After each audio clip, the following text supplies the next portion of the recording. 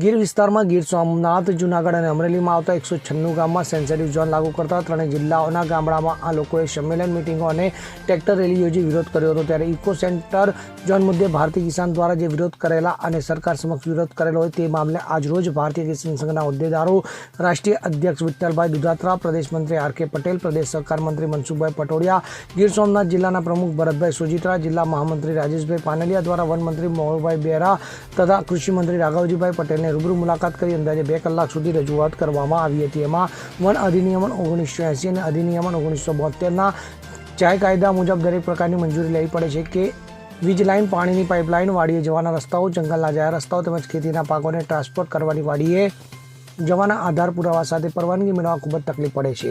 તેમાં ખેડૂતોને બહુ જ મુશ્કેલીઓ અનુભવાય છે અને વર્ષોથી બામણસાથી જામવાળા, મેદરડા, શાસન સત્તાધારથી ધારીના જાહેર રસ્તાઓ મંજૂર થયેલા હોય તેને રિપેરિંગ કરવામાં આવતા નથી. ત્યારે આવા જંગલના જળ કાયદાના નિયમો ભોગ પ્રજા બને છે. તેથી આ ખેડૂતો તથા ખેત મજૂરો ઇકો સેન્સિટિવ ઝોનનો વિરોધ કરે છે.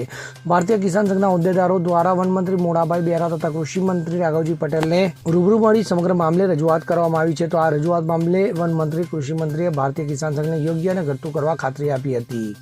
જગદીશ અર્ધવી સાથે CN24 ન્યૂઝ, તાલાલા. હવે જુઓ દેશ દુનિયાની તમામ ખબરો તમારી આંગળીના ટેરવે.